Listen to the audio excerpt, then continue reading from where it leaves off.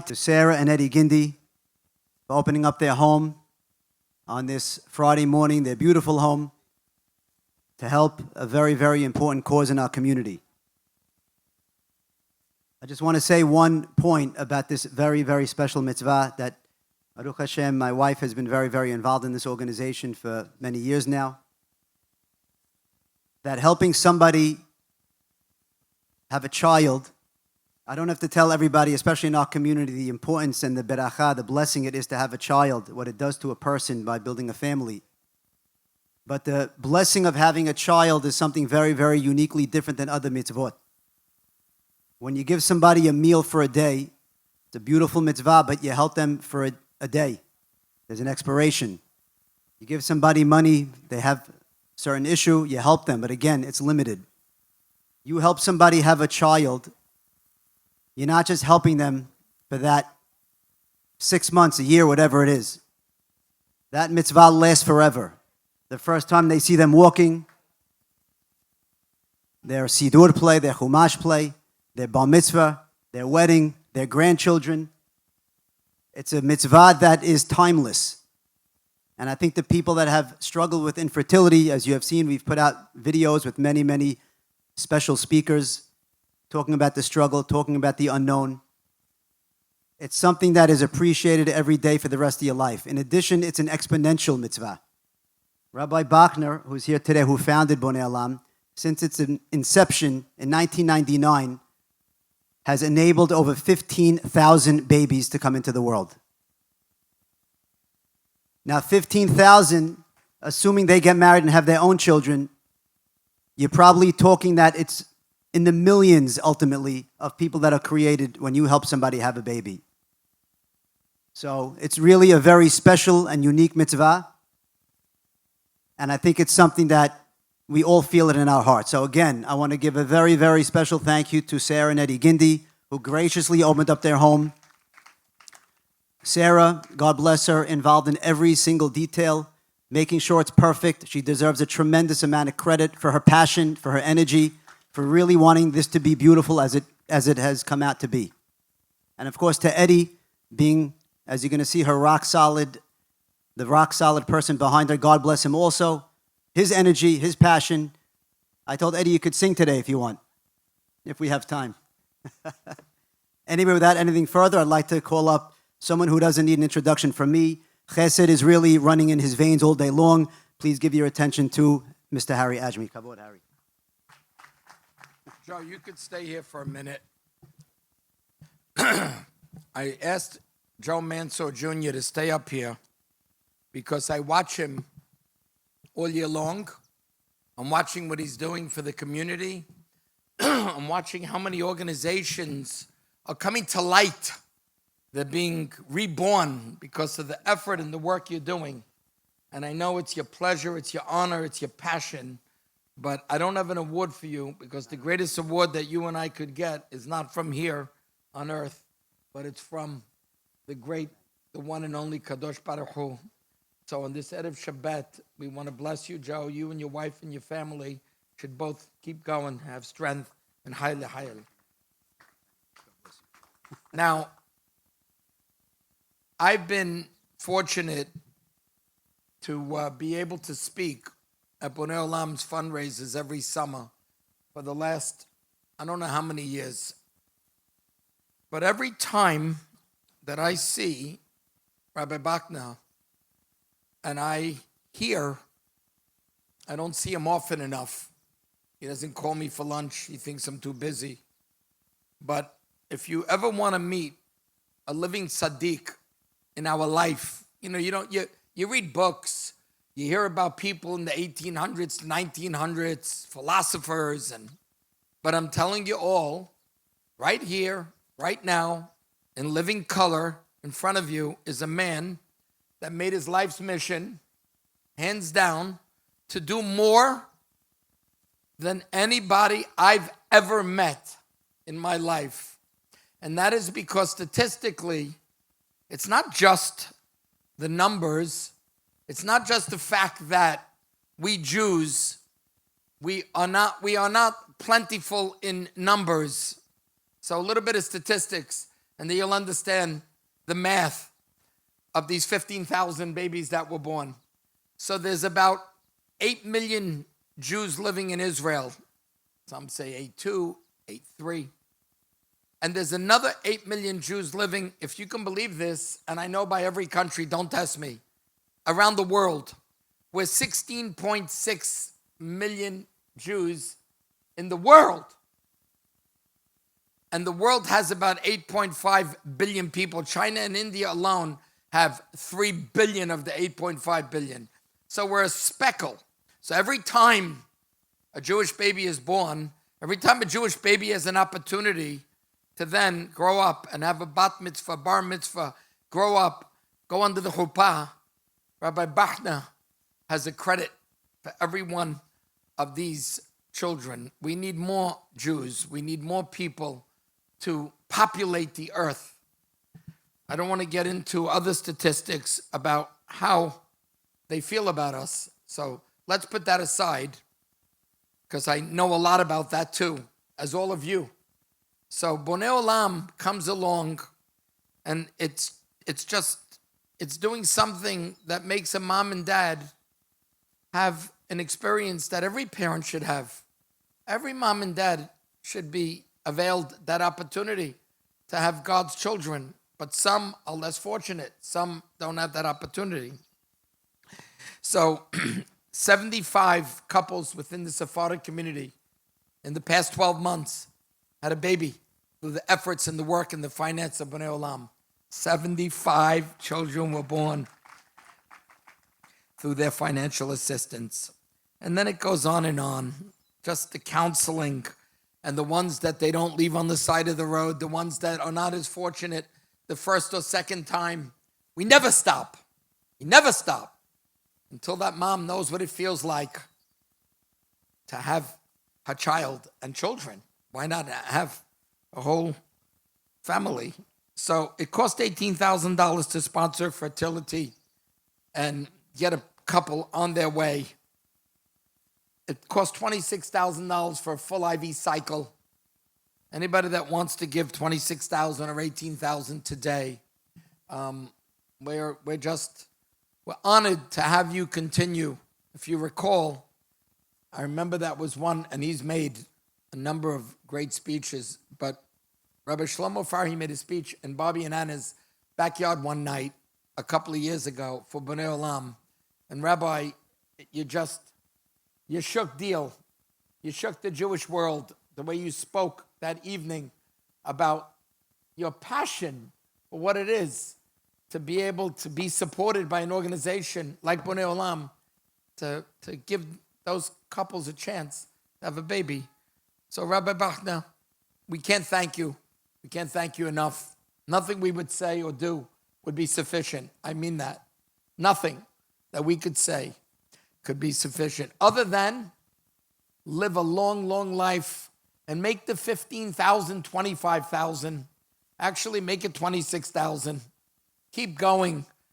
Bring us more babies, more Jewish babies into this world.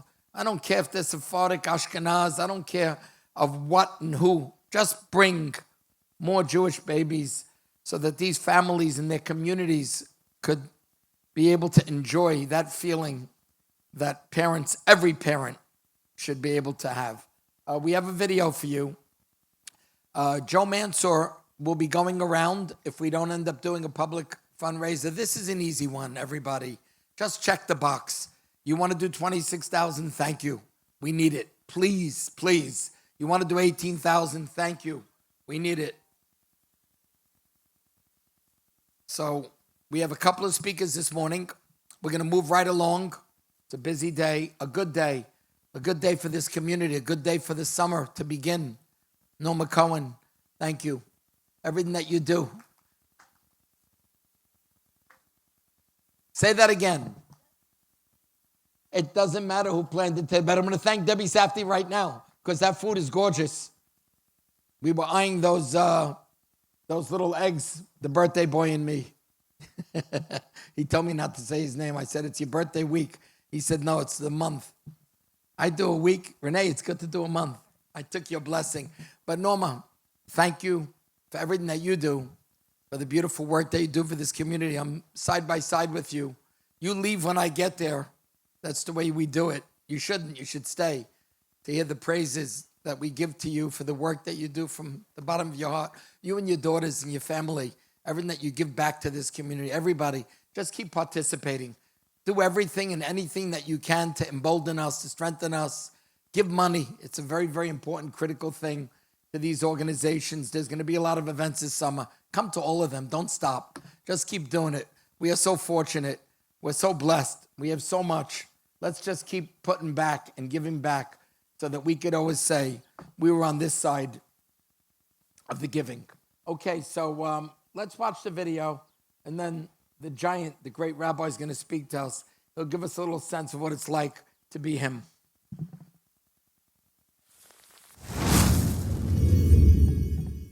I got pregnant with my son easily. A couple of years later, I thought I would have the same experience.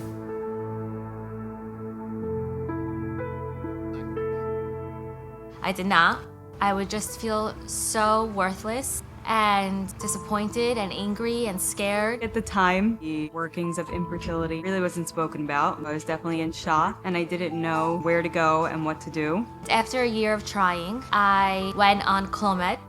It took about 4 rounds for me to realize that it was not working. Taking the first step is maybe the most scary, and once you take that first step, it's definitely a long process. Infertility in general, it's not only stressful emotionally, but financially as well. Each treatment comes another financial responsibility. It's not really acknowledged. Those bills, every time I showed up, it's a lot. It's very, very lonely when you're going through this. You want to seem strong when it seems so easy for everybody else. And if you have to get to the point of IVF, that's a huge responsibility. Very difficult on a couple to be able to continue paying for something like that. Throughout that year, I remember that every month I would hysterical cry.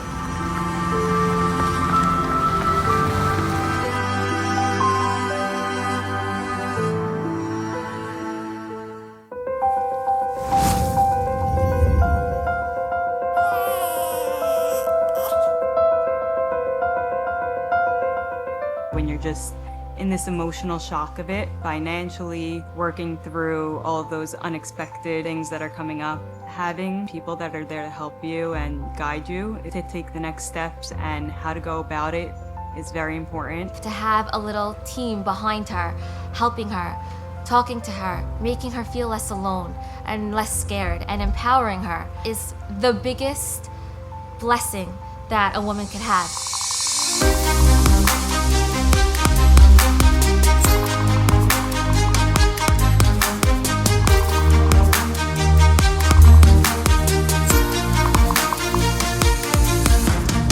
There's an appointment every 2 days, and you're always asked for a credit card, and that's where Bonei Olam supports people. Not being able to afford a child is a devastation to a mother and a father. It is a devastation. Struggling to have a baby, it's enough. That struggle should be the only struggle she has. And it's definitely a very hard process to go through, and you feel like you're alone, and just the more people that can help, the better.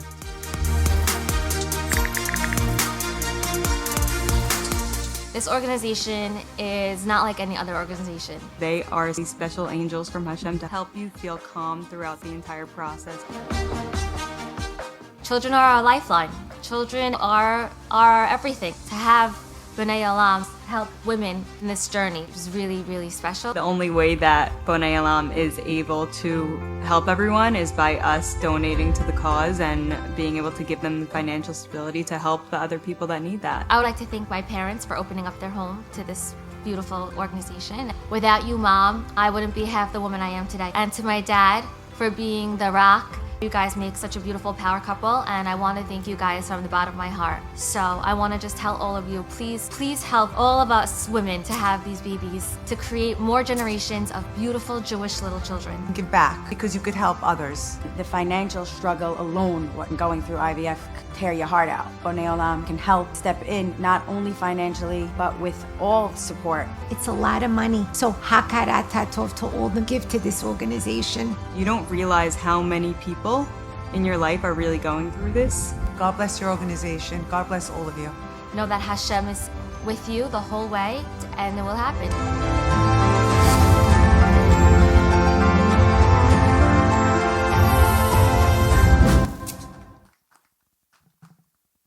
like to ask Rabbi Katz, Rabbi Bachner, to please come up. Sarah and Eddie, we have a small gift for you to cherish. Well, you're getting it, so make your way up here so you could get closer to the great Rabbi Bachner. We want to give you a small token of our appreciation for opening up your home this morning for Bonei Olam.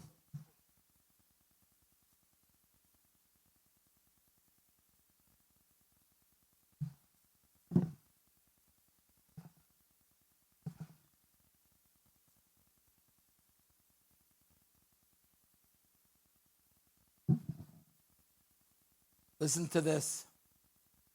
Listen to this. And every bit of it is still not enough for everything that you and your husband mean to us in this community. Friday, June 26th, 2026, on behalf of the Bonei Olam Sephardic Division. This I never saw before. This document bears witness to the generosity of our esteemed friends, Sarah and Eddie Gindi, two pillars of the Jewish community whose compassion, selflessness are literally building worlds. There can be no greater joy than to play a part in creating new life, everlasting partnership. Your heartfelt contribution has created an everlasting partnership. More than just sponsoring the cost of medical treatments, you've created an eternal link that will enable generations to flourish and thrive. One that will allow you to share in the merits of the many good deeds that will undoubtedly be performed by the new life brought into this world throughout your actions. Just as you have joined us building a true and pure Jewish family and creating generations that will be blessed with the light of the Torah, may you and yours be rewarded with ultimate joy, endless good and health, and an abundance of blessings this Shabbat evening. On behalf of the Bonei Olam Sephardic Division, Rabbi Zalman Katz, Rabbi Shlomo Bachner, I will allow you to give it to Eddie. And take the money shot.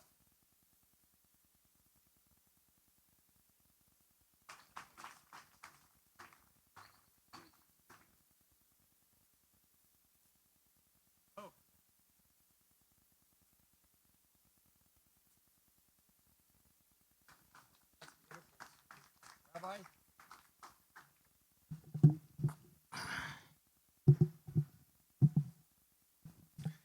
Good morning. Just a few words. First of all, thank you. I'm hoarse. I have to count my words. But I just want to share a tiny little episode that happened just last night. I was traveling upstate New York, became late for Mincha Maariv. I found a shul someplace. I Googled where I can find the next minyan. I don't even know which town it was. I walked into a shul, and Baruch Hashem, they were just starting Mincha Maariv. We davened, ran out to my car to continue my journey, and I see there's a young man following me out of the shul. I wasn't sure if he means me or what. I somehow have by now developed this sensitivity when people are looking for me. So I went to my car, and I saw he was trying to come. He was embarrassed. I told him, come. A young man comes over. I open up the window of my car, gives me his hand, and he burst out crying. Nobody saw. It was in the dark at night. His face was in the car. He was shaking like a leaf. He says, I never knew that I'm going to have this chus ever to meet you. I waited 11 years for my first child. I had my baby 7, 8, 9 months ago, and today I was traveling with my wife, and I had the baby on me. I was fully dressed, and the baby threw up all over me. And I picked up my eyes and I cried to Hashem, thank you so much that I have a baby, even though he threw up all over me. So when I came tonight to be daven, from all the people in the world, I see you standing in the corner. You never come to this neighborhood. You don't belong in this neighborhood. I guess I came to pick up this story to give me some chizuk for another 12 hours to go on with this organization. Thank you. We are going to be reaching in less than 2 weeks to 15,000 babies worldwide. It's 15. This is a number which we never in our lives ever dreamt. Each one has a file exactly what the situation was. And many of them, Baruch Hashem, today are married and have their families on their own. This is something which will continue ever. Thank you so much again.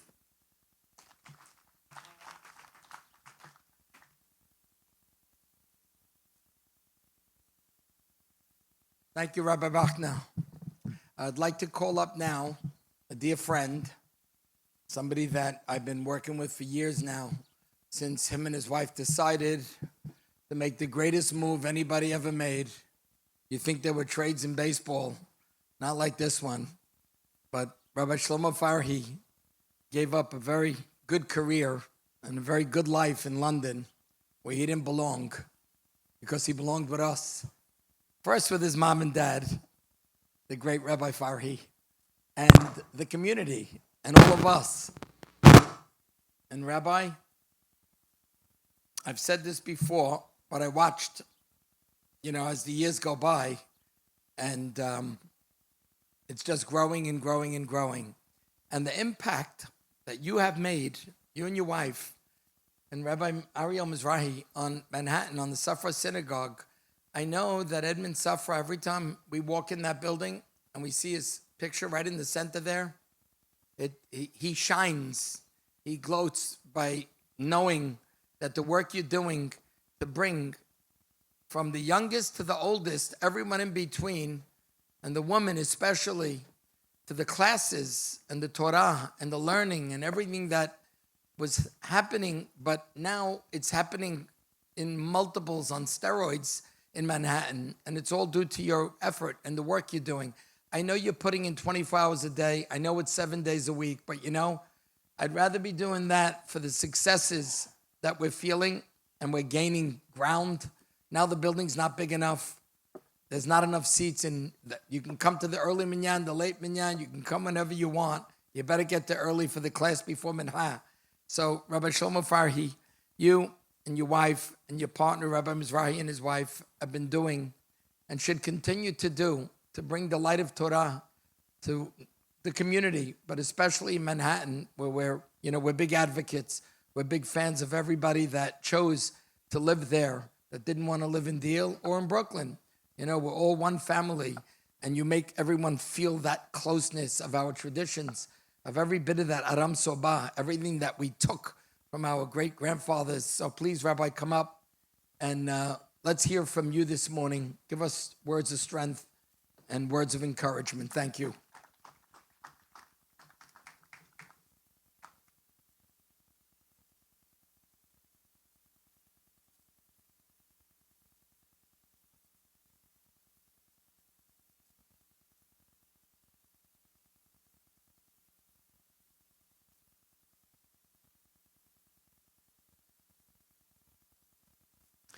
Good morning.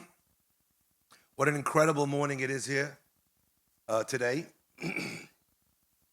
And I don't think yet we know how amazing this morning is. We'll only find this out at some later point in history. How important, how integral, how critical it was that every one of you got dressed, made your way here, and is sitting through speech after speech. We'll only find this out in the future.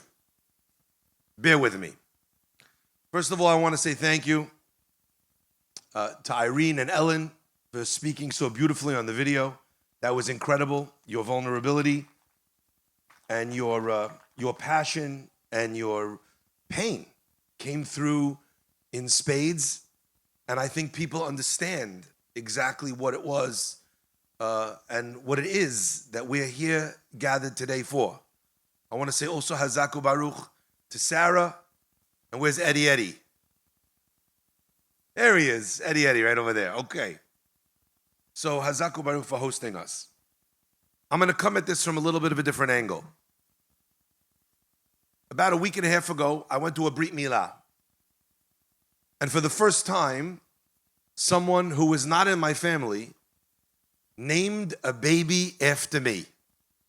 I didn't know what was happening.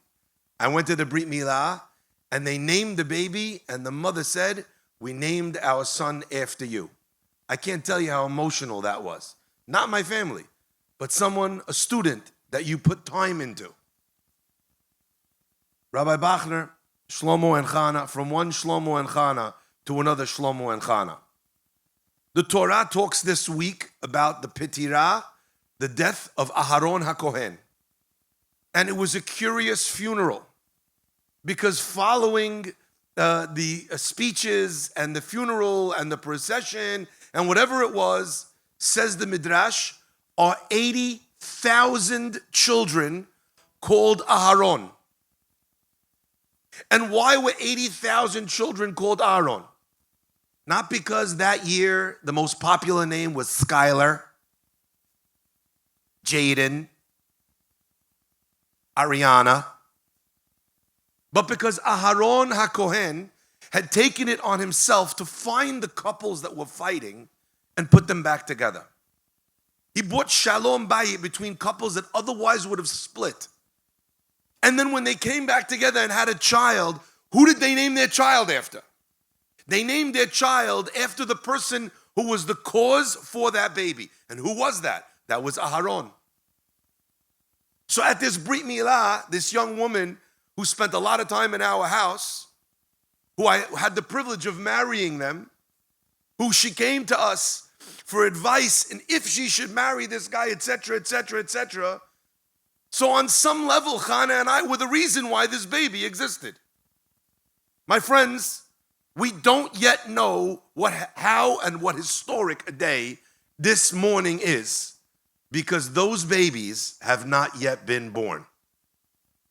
But there will come a time in the future, and you may know it or you may not. The baby might physically carry your name, or in Shamayim it might carry your name. The Talmud tells us that there was a certain rabbi, his name was Shimon Achi Azariah. Shimon, the brother of Azariah. Asks Rashi, every person we know the guy's name and the name of his parents. Yaakov ben Sarah, my dearest friend. We know the name, and we know the name of the mother or the name of the father. Shimon Achi Azariah.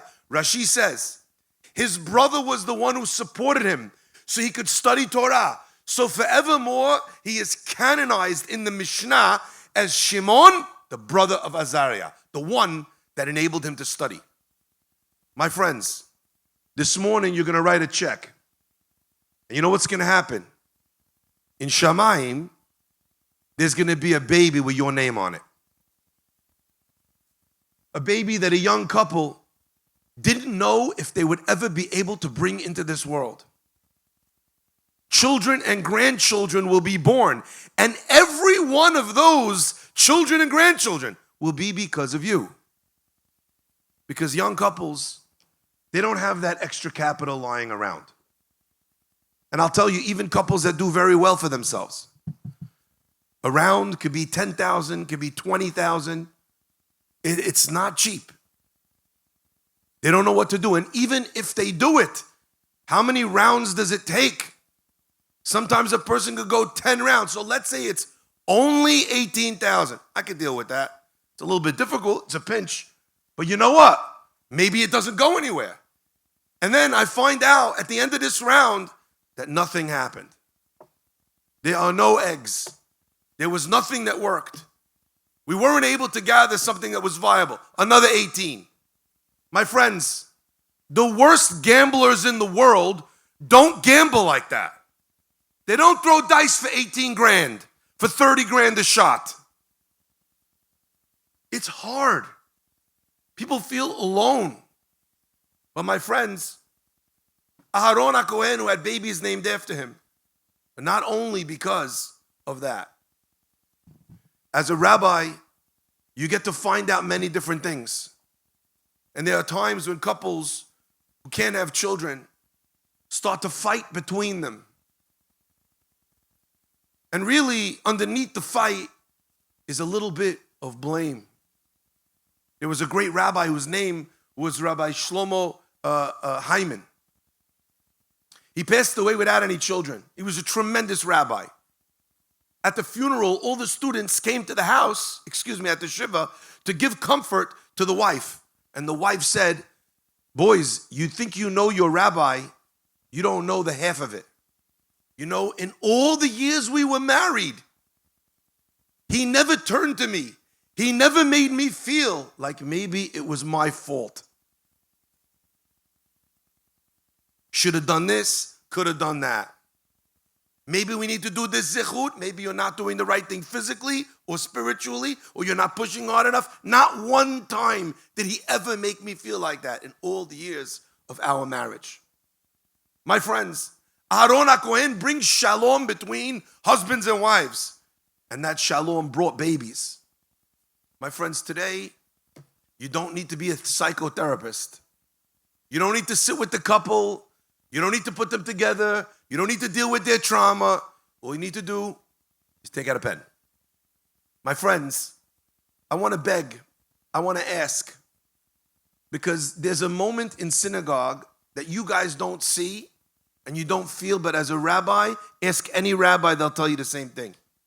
You get a guy who comes up, and I'm going to take you into my own little brain. My brain's a weird place, so buckle up. A guy goes up for aliyah. They finish the aliyah. Noten Torah. Mishi berach avotenu Avraham Tzavi Yaakov. Hu yivarech et. What's your name? David, Ben, whomever. What for shpachat this one? Shemitnadev. $501 in Bet HaKnesset. Lehaye aviv ve'imo. To the life of his father and mother. Lehaye ishto, his wife. I'm already judging the guy, how old he is. I'm already launching into Lehaye Banav, his sons and his daughters. And I'll say Lehaye Banav, Lehaye Benota, and the guy will go like this. That moment and the heartbreak that I feel for having brought that out in the middle of a synagogue with everyone watching. Banav Benotav. It's just a small shake of the head. My friends, I'm asking you for the tiniest gift this morning. All I want you to do is to change this to this. Lehaye Banav Ubnotav. So this morning, we don't have so much sun. There's a little bit of drop of rain. And you might think this is not the perfect setting, but I disagree. Rain is a sign of beracha. It's also a sign of fertility. These clouds represent the fact that soon those drops will fall. Or maybe they have already. It is my beracha, my wish, and my tefillah, that this morning, from the gift that we give, Hashem should bless us and know our intention in our heart.